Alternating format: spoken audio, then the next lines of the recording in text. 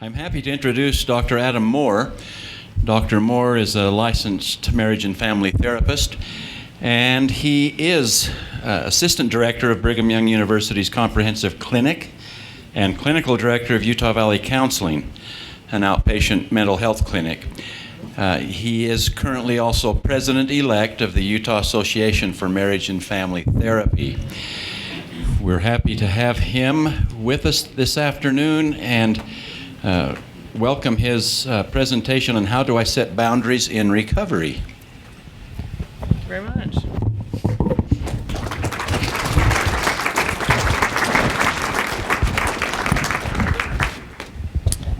Well, how close do I need? Can you hear me? Is that okay? We doing all right?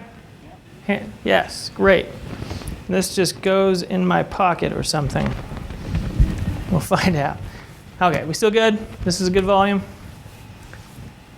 All right, thank you for being here. Seriously, wow. This is the end of the day.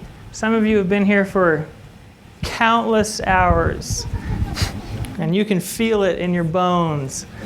But I appreciate you for being here, and we are going to work hard to make this awesome for you. So, the primary audience, when I wrote this presentation, the primary audience I was considering is women who are in a relationship with someone who has a pornography addiction, someone whose sort of character is becoming transformed by their use of pornography. But a lot of the concepts should be applicable to, honestly, just about any relationship in your life where you have someone in your life who violates certain trust or boundaries, the relationship rules with you.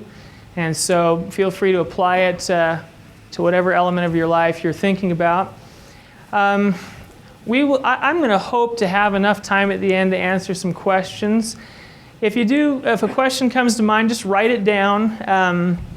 And then as you're sort of considering that, at the end, I'll try to leave some time. If I don't get to your question, you can email me, you can call me. I'm happy to answer any questions that you have. So feel free to do that. And at some point, I may have some of my employees or whatever back here bring maybe a giant box of the boundaries booklets in and just start passing them down the aisles. That way you guys can, those are kind of the notes from this. So they heard what I'm saying and there they go. All right, perfect. They were talking to each other. I wasn't sure they were listening, so very good.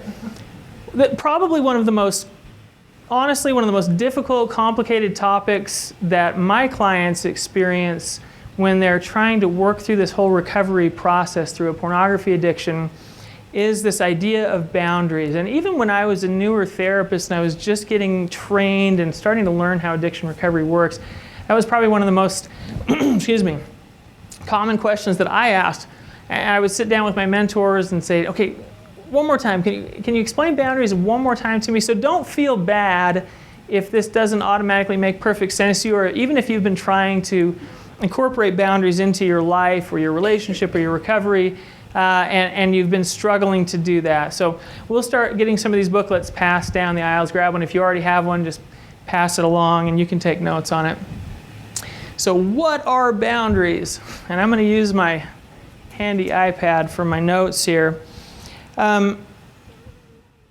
This is a question people begin to ask themselves, and you might feel this way when you start thinking about how to incorporate boundaries. Where do I go? There's so many. Is this a healthy boundary? Is this okay? Is this not? What is this? And so as you begin to think about boundaries, I'll let you read this for a minute. Okay, boundaries are not, and I'll talk a little bit about each of these. As I think about boundaries, there are really two sort of key components to a boundary. They define the rules of engagement in a relationship. It's kind of like saying to a person, look, if you want to be in a relationship with me, this is what I'm okay with and this is what I'm not okay with. And as long as you can abide by those, then I think we can have a relationship. If you can't, then I can't promise you we can stay in this relationship together. So it's the rules of engagement. Other people have defined boundaries or sort of used the metaphor of a fence that divides neighbors. This is where I end and you begin, that kind of thing. But the other element of boundaries is an action element. It is what I do when you break the rules of engagement, how I respond to you.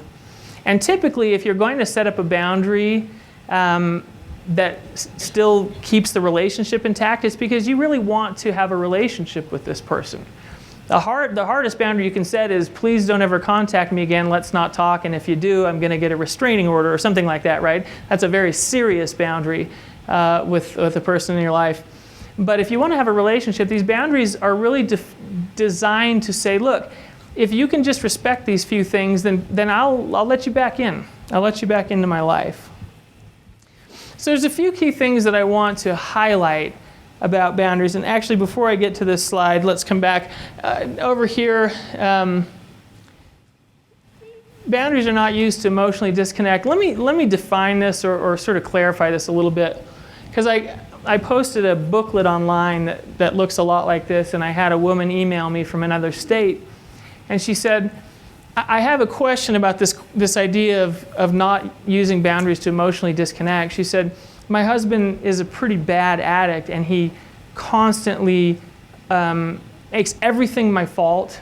He's always blaming me for everything. He resents me constantly for everything that I do, don't do, things he imagines that I do, and he uses those things as permission to act out in his addiction and say, it was okay because you were mean to me. And so she said, I can't get drug around by the nose all of the time by his addiction. And so I cannot stay emotionally connected to him. And she referenced this idea in 12-step that is called detaching with love. And I really like this concept. If you haven't heard of it, let me walk you through it briefly. Detaching with love, the Hazelden Betty Ford Foundation, this is how they define detaching with love. They ask this question, how can you take care of yourself even if the person you love chooses not to get help or not to get into recovery, right? And then the follow-up statement is caring enough about others to allow them to learn from their mistakes, or in other words, not rescuing people from the consequences of their choices. Easy to say, very hard to do, particularly when you are married to that person and those consequences spill over onto you. But detaching with love is the ability to say, I cannot be responsible for the outcome of your choices. If you choose not to get help, I have to keep a safe distance from you because it's too dangerous emotionally to be in a relationship with you. When I'm talking about boundaries are not used to emotionally disconnect, I really mean disconnecting from your own emotion, your own sense of oneness with yourself. Because sometimes addiction recovery is so painful for people that they just don't want to feel anymore. And so they say to themselves, it's better if I just don't feel. And so my boundary is if I start feeling pain, I'm just going to unplug. I'm going to read, books for 20 hours a day, or I'm just going to get, whatever it is that they do. I'm going to just click 1,000 things on Pinterest that I wish my life were like, or whatever that they choose to do. Those are different concepts. So I want you to stay emotionally connected to yourself. I want you to be aware of what's going on, and I want you to work through it, because if you are in a relationship with someone who has an addiction, you have your own work to do. You may not have addiction recovery work to do, but you may have some trauma recovery work to do, and you certainly are going to have some trust rebuilding work to do, which is ultimately his responsibility, and we'll get to that in a minute. Now, I'm going to use these gender stereotyped terms, but I also know from being a therapist that there are women who are pornography addicts and sex addicts, and their husbands are working through this with them as well. So I understand that. It's simply that the vast majority are the other direction, and so that's sort of the gender stereotype language I'll use. But I apologize if that doesn't reflect your particular situation. So this is important to note. If you're setting a boundary, you really need to consider your intention with setting the boundary. Why am I doing this?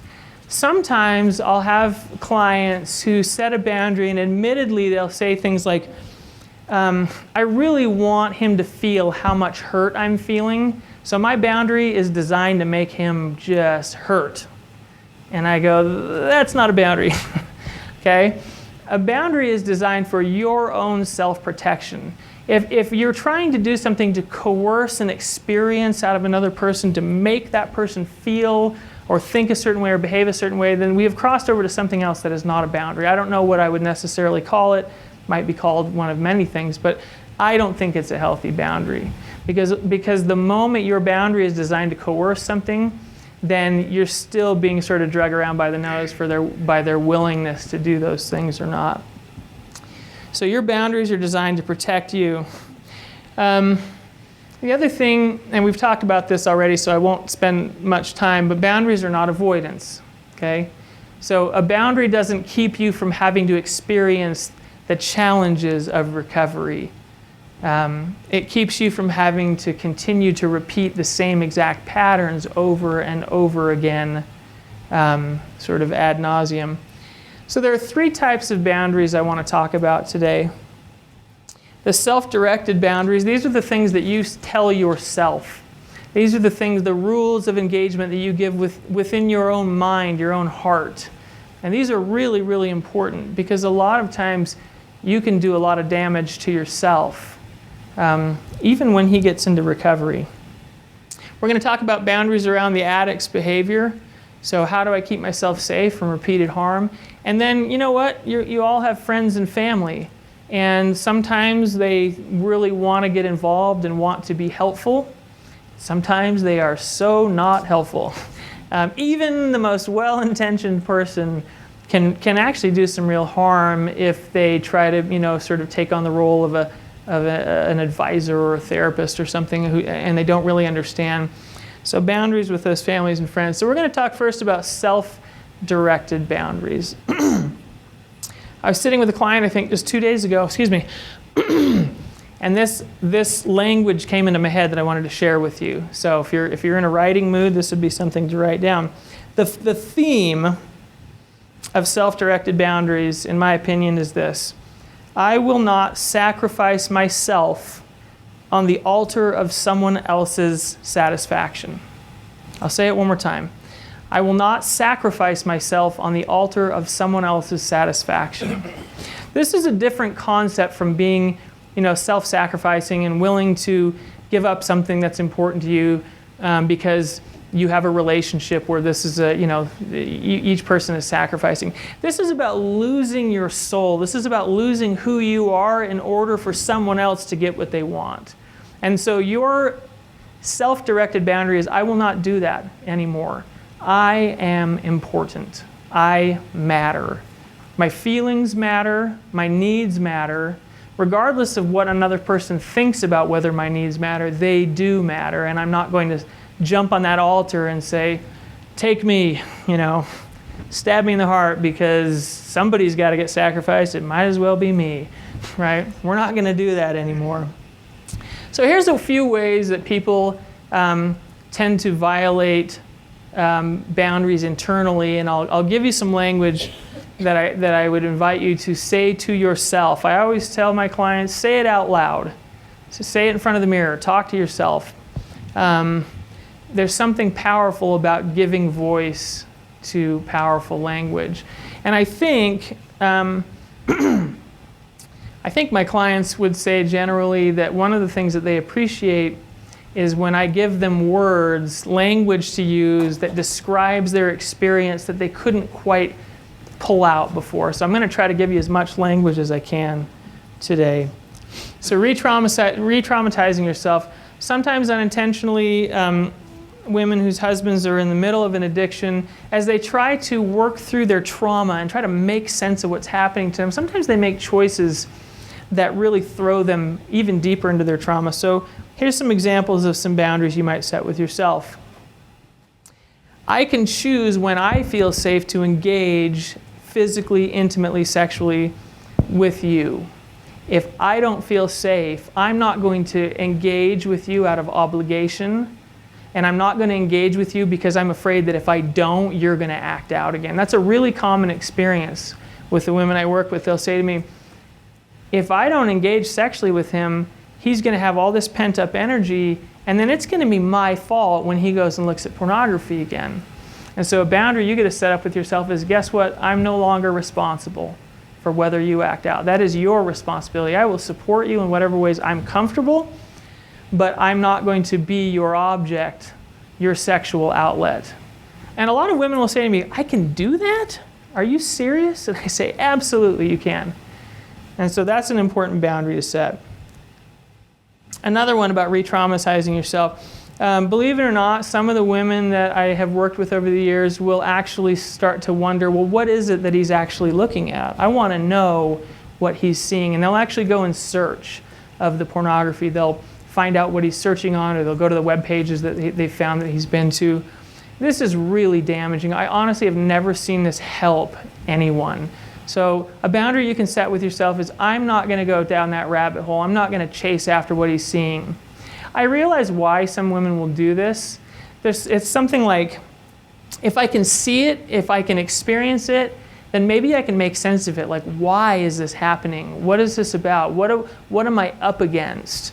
But this is the boundary you set. I'm not going to go down that rabbit hole. I will not dig into pornography to find out what it is that he's doing. And similarly, whether it's pornography or other types of acting out behaviors with other people online or in person, sometimes in order, again, to try to make sense of it, women will start to imagine or fantasize or think about, what has he done, what has he seen, where has he been?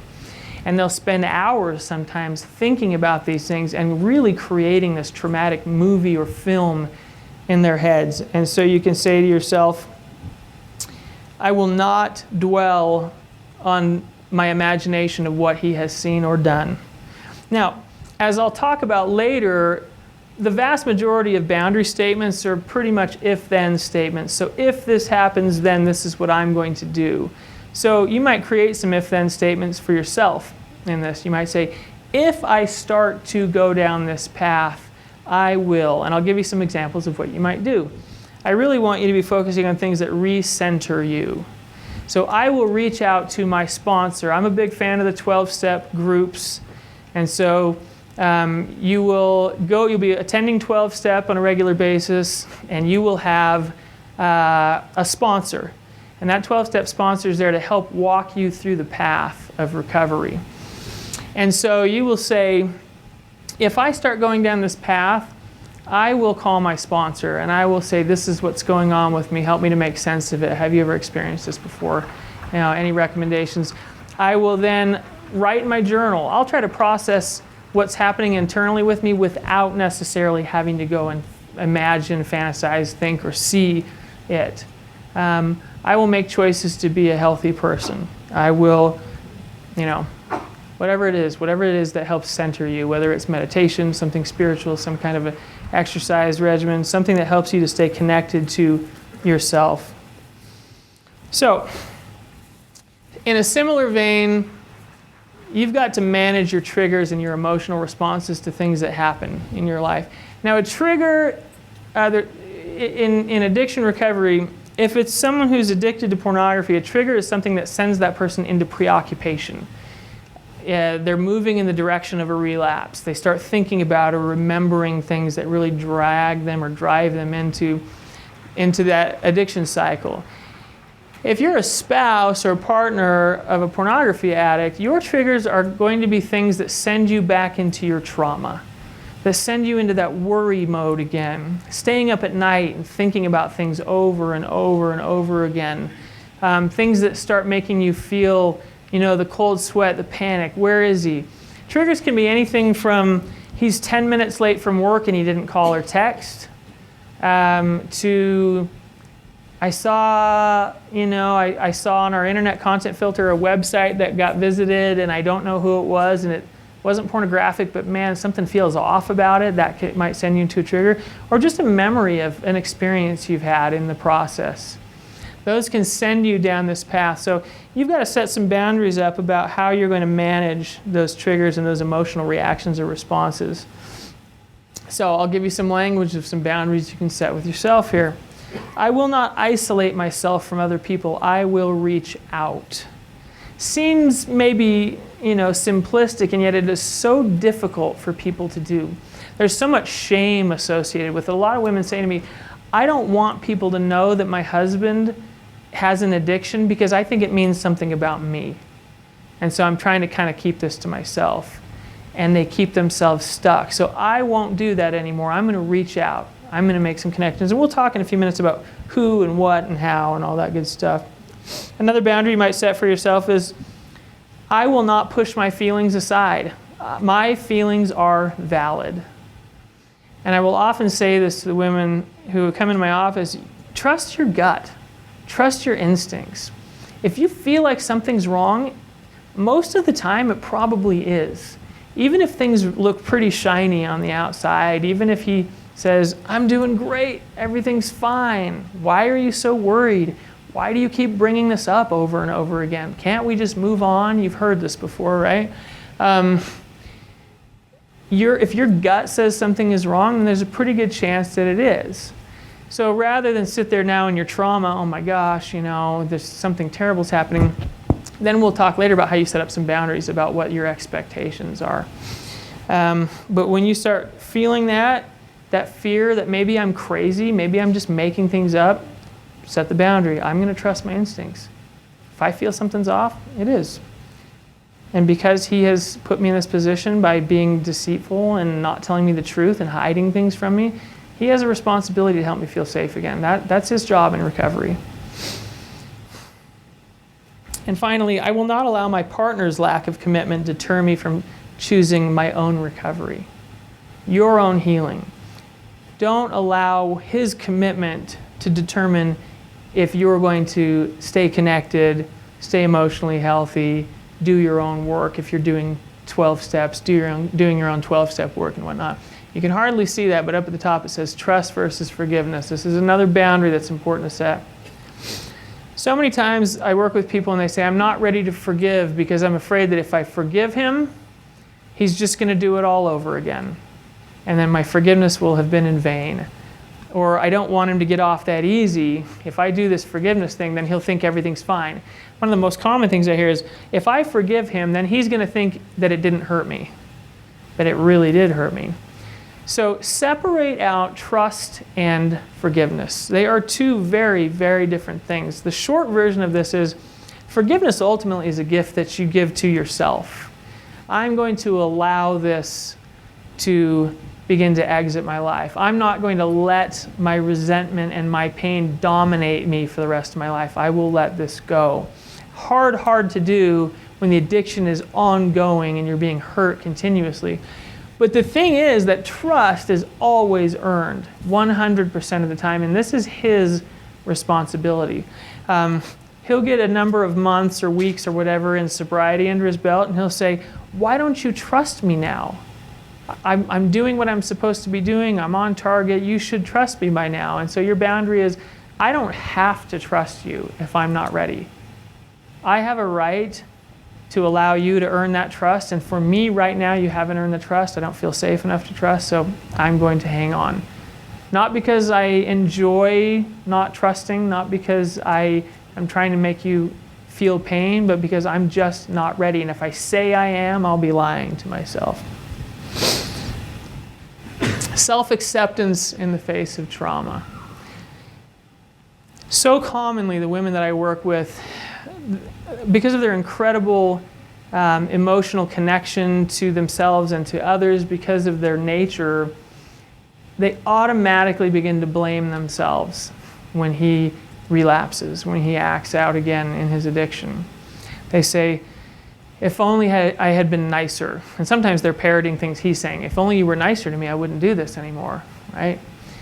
Things like that. If only I were thinner. If only I were more sexually interesting. If only whatever it is, then suddenly this becomes your responsibility. And so the boundary you get to set up is, I'm not in charge of these perceptions that come my way because of what I have experienced. So some of the things you might say to yourself are, this is really hard. I will always speak kindly to myself. It's really hard. I have so many women that just say absolutely terrible things about themselves and to themselves and really denigrate themselves. So you set a boundary with yourself. I'm not going to do that anymore. Another statement you might make is, I'm already enough. I'm not going to try to become something else to seek my spouse's approval. I am enough.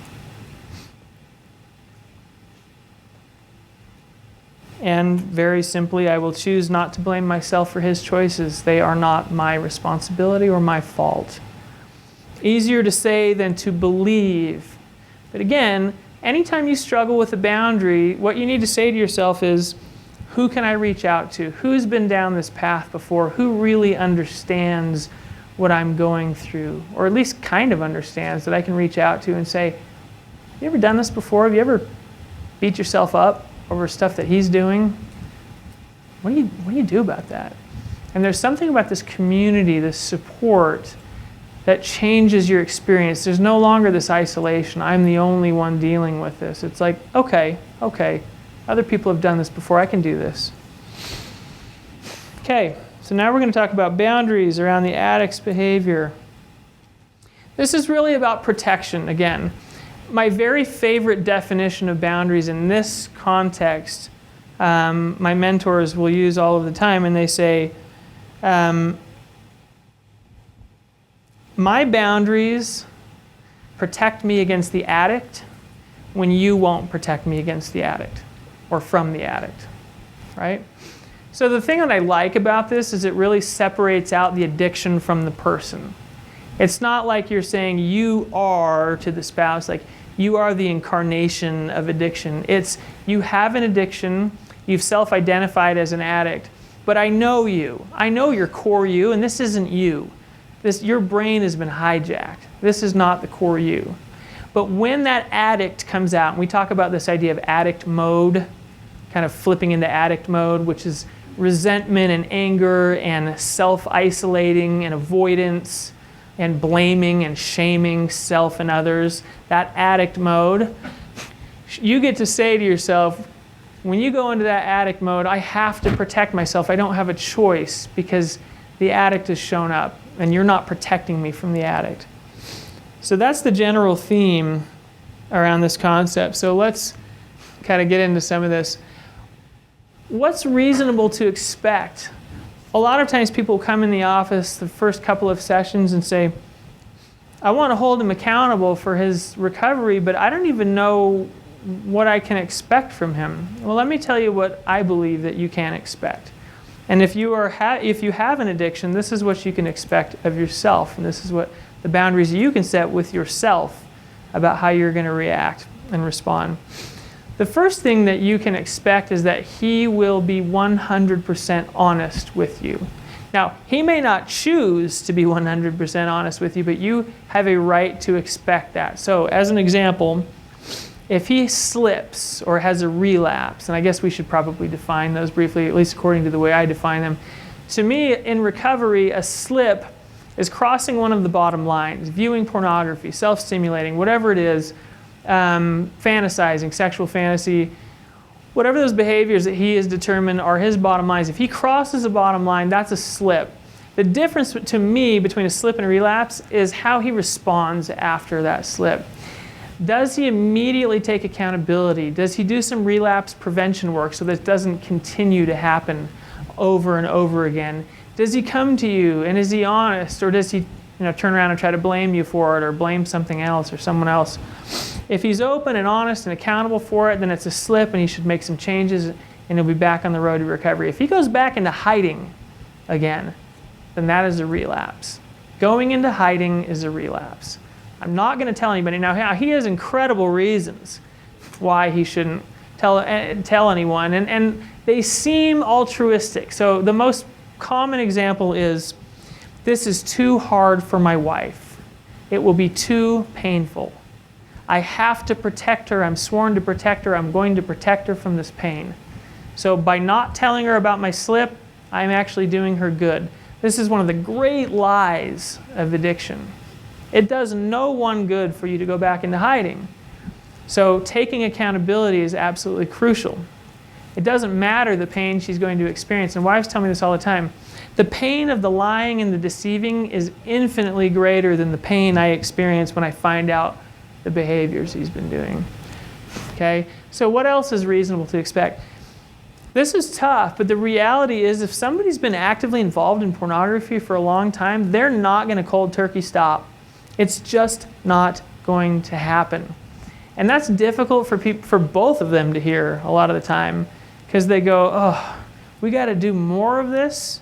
And actually I say, here's a great paradox. I say this to the guys. The great paradox is when you are honest with your wife and you're having some slips early on in recovery, she might struggle with that, but paradoxically, she's going to be reassured that you're actually finally telling the truth.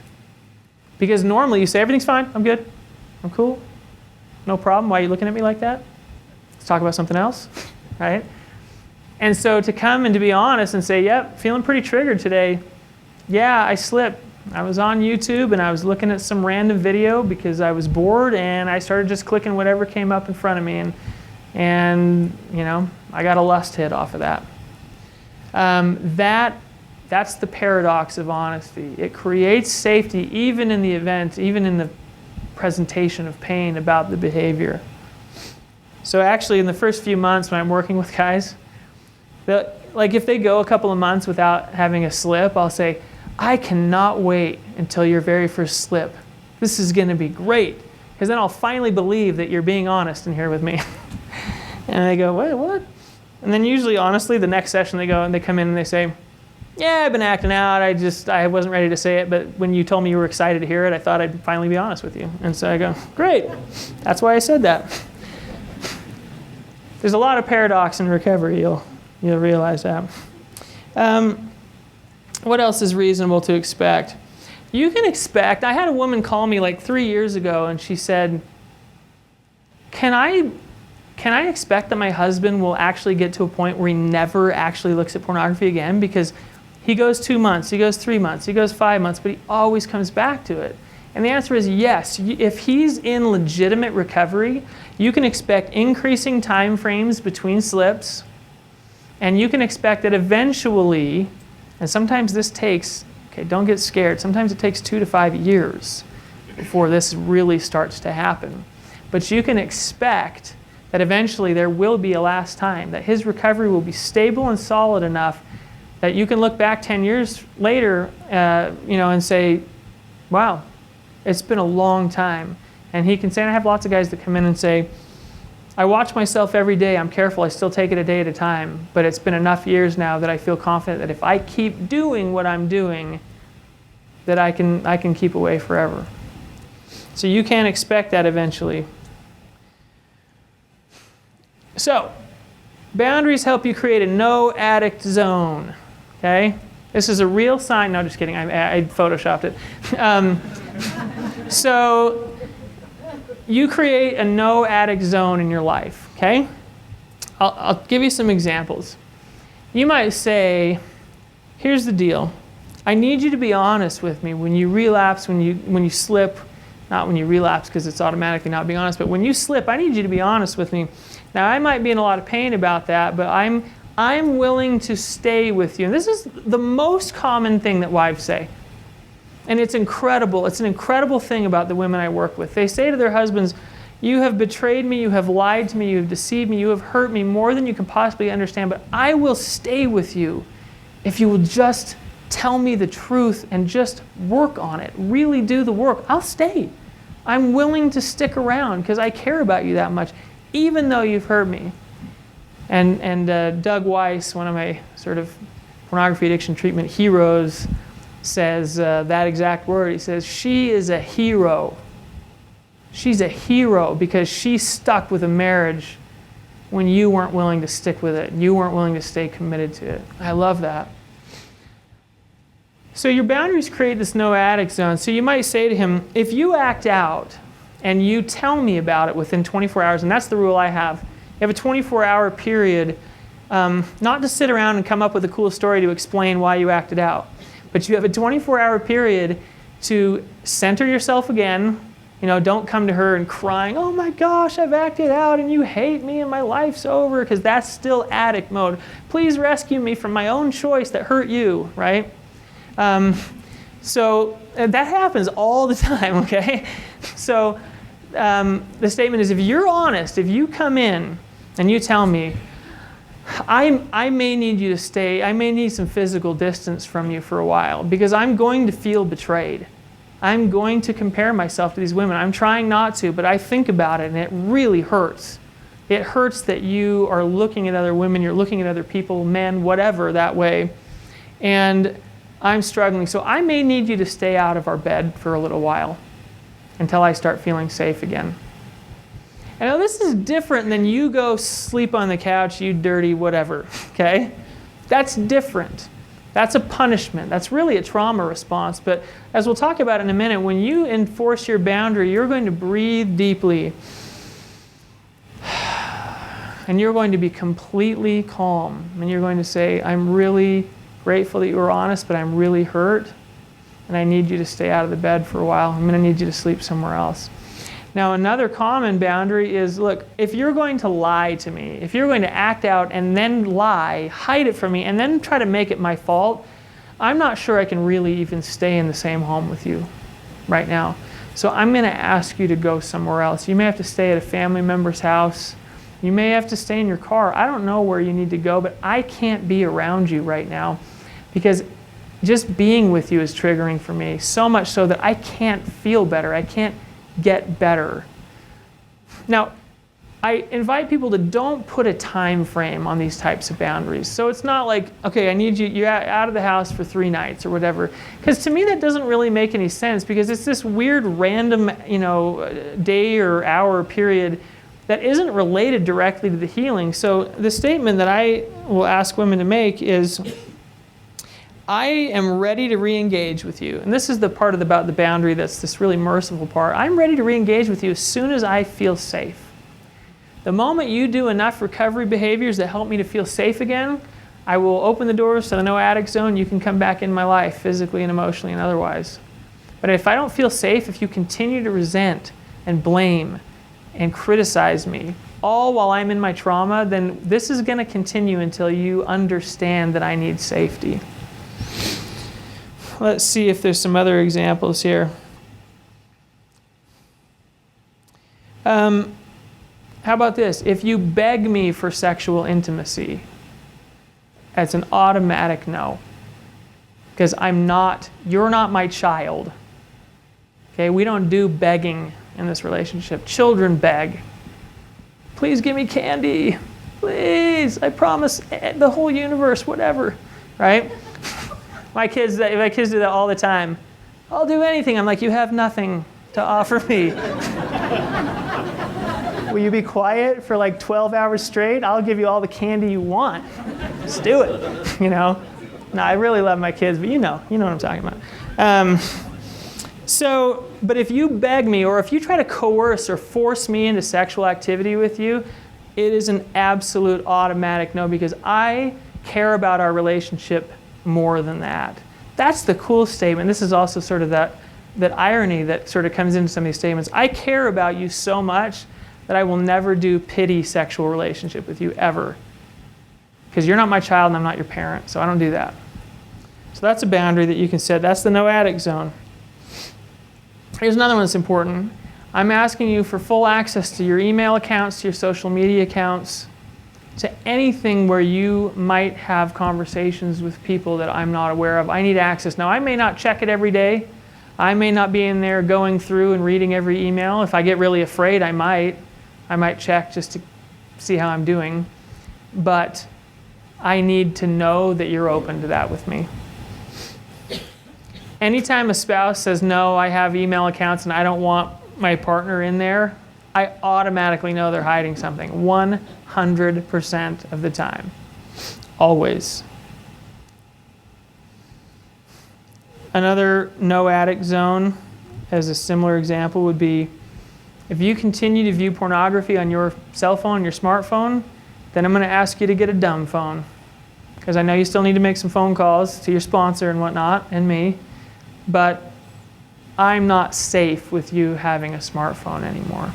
Now he may say, no, I'm keeping I need it for work, it's really important. Now what do you do, right? So you have a follow-up boundary and that says, okay, well, I'm not going to try to make you do something, but you need to understand something. As long as you're not serious about keeping me safe from that phone of yours, then I can promise we're not making any progress. We're going to stay stagnant. And you're going to ask me, why aren't we getting better? And I'll say, because you're not listening to my boundary. You're ignoring my needs. And this is a legitimate need that I have. The biggest, most serious boundaries are these two. If you continue to lie to me, if you continue to hurt me, if you continue to resent and blame me for your choices, your addiction, then I'm going to have to take a time out from you. I'm going to have to separate from you. Whether it's simply a physical time, space and time, or whether we do a legal separation, I can't be in your presence if you can't care about my healing. And if that continues, and even in our separation, if you continue to act out and continue to resent and blame, I will eventually have to leave the relationship because I cannot trust that you're going to take care of me and stay safe with me. Now, those are pretty serious boundaries, but sometimes that has to happen. Now, there's a little illustration, okay? There's an ever-widening chasm between the two of you. Okay, this is the side of the addiction, okay?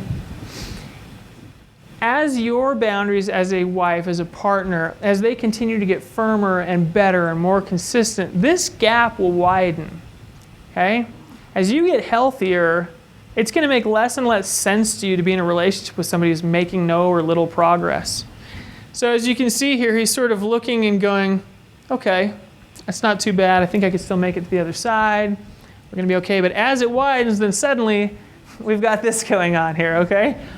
This is, I really still want to hang on to this addiction because it's been my best friend my whole life and it always takes care of me when I'm in pain and I'm really sad and I can't let it go, but I really don't want to lose you. Just wait a little longer, I promise I'll never do it again, right? And so, but as that begins to widen, there are only two choices. He only has two options. If your boundaries are good enough, he has two choices. He can jump to the other side and climb up, and you might even reach a hand out and help him to climb up, or he's going to fall into the chasm. Those are the two options. Or he can jump back to the other side and cling to the addiction. But if your boundaries are good enough, then he can't do both because the chasm continues to widen over time. So that's the power that you have. That's the influence that you have there. And it takes no coercion. It takes no manipulation whatsoever. It's just you getting healthier and not being willing to accept certain behaviors anymore in the relationship. Now let's talk about briefly boundaries with family and friends. This one's a real challenging area, and I'm going to admit to you that when we get done with this section, you're still going to have a lot of questions. And honestly, so many of those are so particular to your exact situation, your exact family dynamics. There's no way for me to know for sure exactly what you need to do, but I want to give you some principles to help you know. Because a lot of the women that come to see me and a lot of their spouses, I say, who knows about this? And they say, no one. We've told no one. No one has any. This has been going on for 5 years, and not even our parents know. They have no idea. And my first statement in that situation is, okay, well, you're not going to like this, but we're going to have to figure out who you're going to talk to. Because we can see that you doing this in isolation, it's not working. You're going to have to reach out. So, and there's usually a lot of really amazingly convincing arguments about why this is the worst idea ever, and I'm just the worst therapist, and why I don't even know what I'm talking about. And I just kindly just smile and I say, well, this may take a few months. We'll see how it goes. But eventually you will do this if you want to get into recovery. So who can I trust? The reality is not everyone in your life has earned the right to hear this information. Not everyone in your life is stable and safe enough to talk about this with, even if you wish they were. Not every parent, honestly, is ready to handle this. More are than most people think, but the truth is that some are not. These are sort of the guidelines that I would consider if you're thinking about who can we really share this with. You need someone who's emotionally stable. So when you tell them this information, they're not going to go flying off the handle. They're not going to lose their mind, right? You need someone that's invested, that actually cares about you, that wants you to be successful, that wants you to have a good relationship, a good life, a good marriage, a good recovery, whatever. You also need someone that's going to both support and challenge you. It's easy to find someone that goes, yeah, get the pitchforks, or whatever, and gets really on your side. But it's tougher to find someone that says, I'm worried you're thinking about that wrong. I'm a little concerned about how you're thinking about that. That's tougher. And if you can find someone like that's on target, that's really good.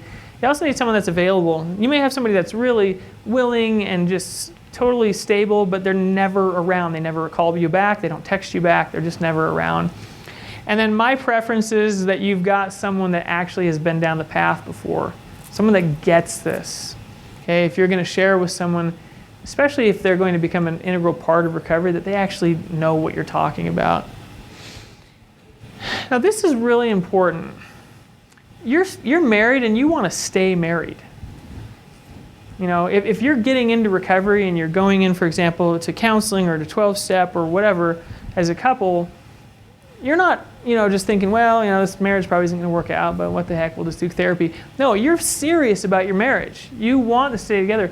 So you do have to be a little bit careful about exactly what you share with whom in the family. If you rant and rave about your spouse and how terrible they are and how horribly they treat you, that may be true, it may be accurate, but what if that changes? What if that person really does get into recovery and starts really working on it? What if some of those things that you've said, maybe in haste, maybe what if some of those can't be taken back and there's some damage caused there to some of these relationships? So there's a balance here you have to strike. I need to be able to be totally honest and to not hold back my emotions and to not have to hide what's really going on, but I have to think a little bit about, is this person going to fare well later if our marriage gets into good recovery, or are they going to, the rest of my life, be saying, why don't you just end it? Why are you still there? So you've got to be really careful about protecting that relationship. Here's a couple of boundaries that you might state. When I have a commitment to my marriage and recovery, I will keep a safe distance from people who are actively trying to push me to end my marriage. Or you may say to that person, I need you to stop doing this. I may end the marriage, but that's my choice, and I need you to support my needs right now. Right now, I need you to support the fact that I'm trying to make this work. Or another thing you might say is, when I reach out about my marriage and recovery, I will share things that aid me, that help me feel safe, that help me get into my own recovery, and I'm going to avoid venting without a productive end in mind. So if I'm just venting to vent and I'm not thinking about how's this going to help me in my healing, then maybe I'm going to back off that and say this probably isn't the right thing to do. How much do I share? You may have a family member or a close friend that knows what's going on. You may have sat down and said, look, my spouse is a pornography addict and we're trying to work through this, and actually we've both talked about this and we feel safe that you know about this. And by the way, that's my preference. In the best of situations, both partners can sit down together and say, we need to tell some people, but let's have a dialogue together and talk a little bit about who we feel comfortable with. The caveat, by the way, before I talk about how much to share, is this. There are some addicts who will say to their spouse, you can never tell anyone anything about this. Don't you dare, you don't have a right. It is not your job. Do not do it. Or whatever. I mean, I don't know what the consequence there is, but they may say that. You have a right to turn around and say, I'm not in charge of protecting your facade for other people. This is why you are still in the addiction, because you've spent your whole life trying to make people believe something about you that isn't true, that you're perfect, that you have no flaws. And I can't protect that anymore because I can't live this lie. I can't do this anymore. So I need to tell some people. Now, I've had numerous clients who have said to their spouse, look, here's the deal.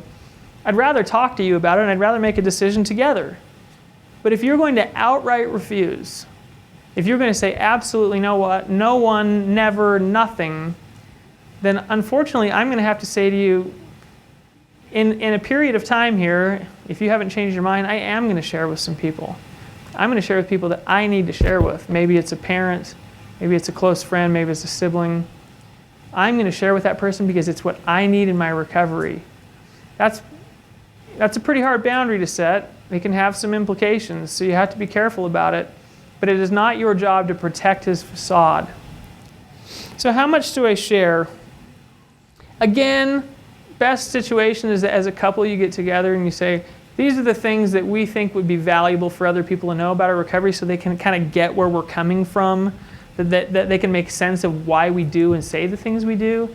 But maybe there's some things about it, some details that maybe not everybody needs to know. Maybe a graphic depiction of every single thing that's ever happened that's not in other people's best interest. It's not going to help them help us. And that's ultimately the sort of the touchstone is, will this information help this support person be helpful to us? And why? If the information is just sort of random, it's just like we're just sort of throwing everything out there, then you may want to think about that and say, maybe not yet on this particular piece of information. How much to share? You also have to think about the fact that no matter what happens, there are no clear-cut answers on how much to share. One partner may say, I only want you to share the bare minimum, but there may be something that you feel that is so relevant, so critical to your own healing. You need to say this out loud. You've thought about it a lot. You've worked through a lot of the trauma. You're in a healthy space. You know you need to still share this. I would say if you've done your work, then trust your gut. Trust your instincts. If it's relevant, if it's important to share, if you think you need it to heal, and if you don't share this, you can't heal, then I think there's a good chance you probably need to share it. Now, you may need to sit down with a therapist or your 12-step sponsor or something and say, look, I'm about to share something that could be tough, and I need some support. Is this a good idea? I'm just checking one more time. Okay? Generally, this will be the last thing I say about this, the more detailed type stuff you're going to probably share with somebody who's in recovery, in 12-step, your sponsor, your therapist. With family and friends, you'll probably err on the side of less detailed. That's probably just sort of a typical recommendation. Okay. Quickly, we're going to go through this. Implementing a boundary. So the boundary has never existed before. You've never shared it. You decide on it. Write it down. I have clients that put it like on the wall.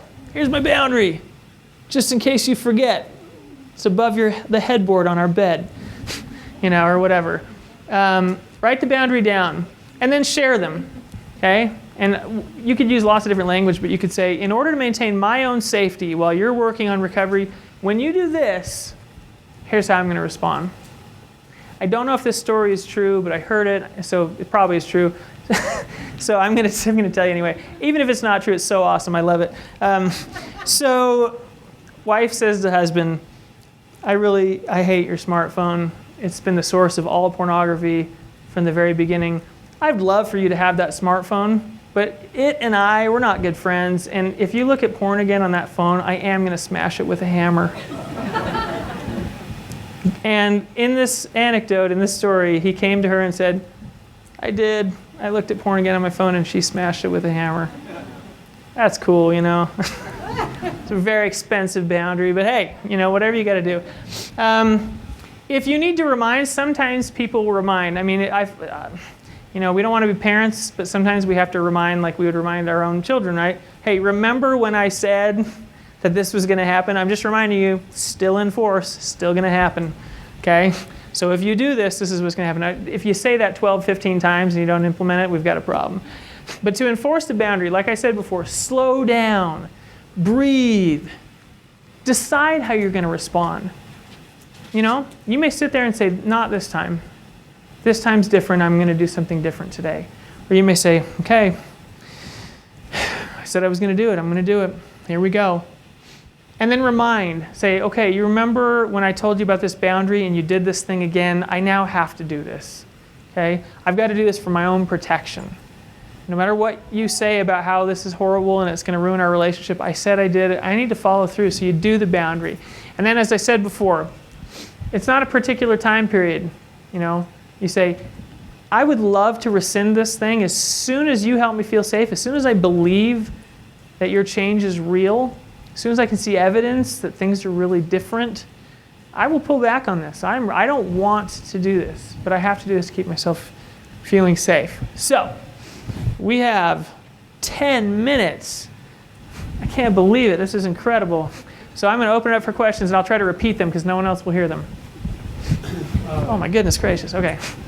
The boundaries agreement that gets posted on the wall or something, would you recommend that it's written in a contract and signed by both parties? That can be a great thing. I have some clients that have done that say, look, we never remember what the boundaries are, or you and I have different quibbles about what really we agreed to, so we're going to write them down, and we're going to both sign it. That's cool if that happens. Honestly, a lot of times the recovering addict is going to go, I don't like that boundary. I'm not signing that thing.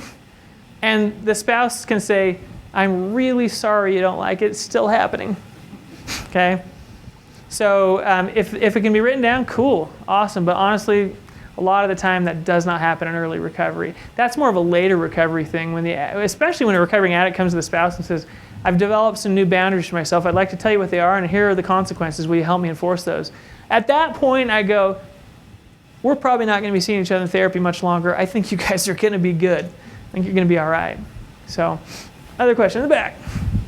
Yes, the hat. You're on. I know you probably could spend another, 16 hours talking about this. And I would. Keep going. You talk a lot about the perspective of the spouse. Yes. What about, we as the addict in recovery? Right. Boundaries that are conflict or that are some simple, maybe. Sure. Absolutely. So if I'm a recovering addict, what are my own boundaries that I'm going to set up, right? I got to set up some boundaries. First of all, I'm going to say this. Until your recovery is rock solid and you've got some pretty serious trust built up with your spouse, do not set up boundaries for how you're going to respond to her when she does something you don't like. Please do not do that. I can tell you, I've seen people try it. It generally equals another 3 to 6 months in therapy. So if you're cool with that, But if you're setting up boundaries for yourself as a recovering addict, I would say look at the cliff. What's the edge of the cliff? Where you fly off the cliff into relapse. Get as far back from that cliff as you can. So a lot of the guys I work with say, look, I just can't use YouTube at all.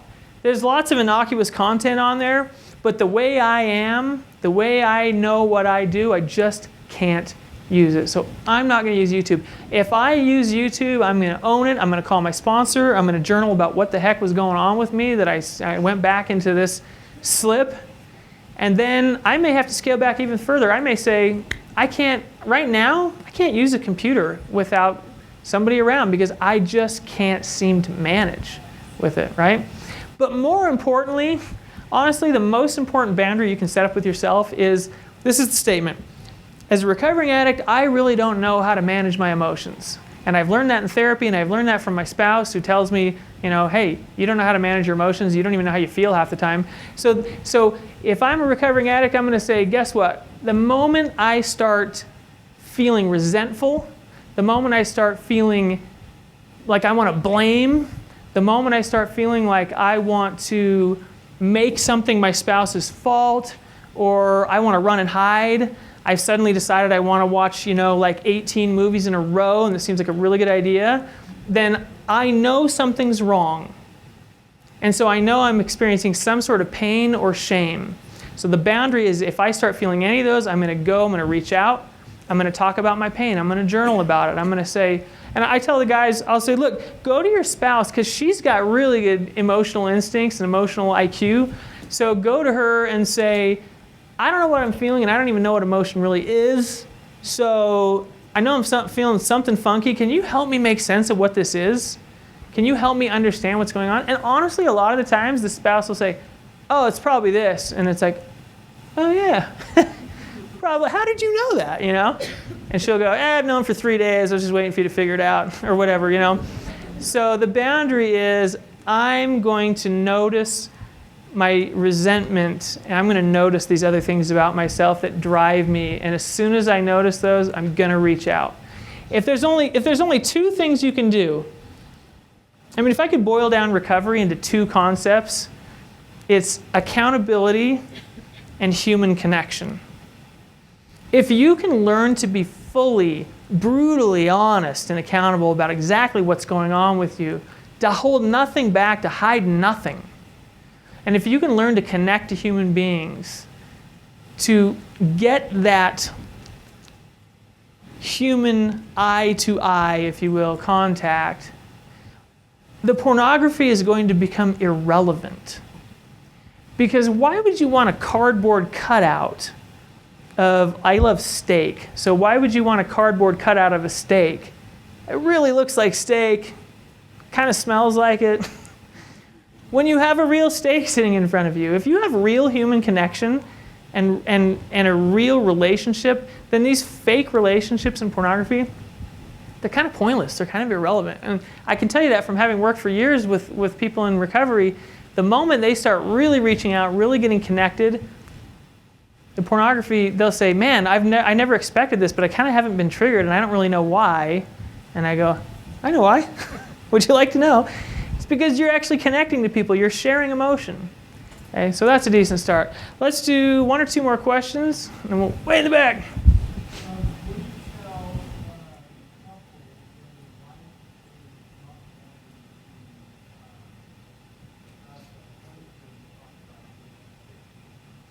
couple With whom? To anybody. Okay, so if the wife said, this is fairly rare, but on occasion, I'll have a wife that's experiencing so much trauma that she doesn't even want him to reach out. She doesn't want anybody to know, right? I don't want you calling people. I don't want you going to group. That is really, really rare, but if it were to happen, I would know with absolute certainty that her trauma is deep. Her shame is deep. This means something about her. So she's saying, if he reaches out, if people start finding out that I'm married to a sex addict or a pornography addict, then it means something really bad about me. I mean, I've had women say, I love him, and yet I'm angry with myself that I don't have good enough boundaries to leave him because he's hurt me so much. So I'm weak.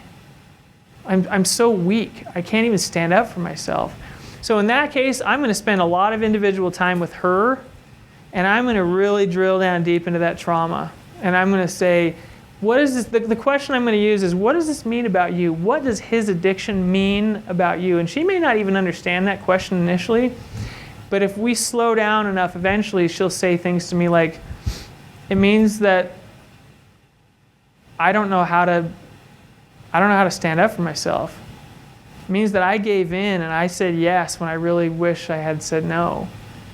It means that whatever, something bad about me. And if I can help her to get to that, usually we can begin to confront that, because that's internalized shame about his behavior. So if we can confront that, there's a good chance we can make sense of that. You know, is that always going to work? Probably not in every case, but she needs some one-on-one. Let's do one more question and we'll actually call it a day. I think this is it. So, any other questions? If you have questions that you didn't really want to ask in front of everybody, I'll probably be around for a little while after. You can come ask me, write them down, email me, call me. Thank you so much for coming. I appreciate it. You did it. You made it. Thank you.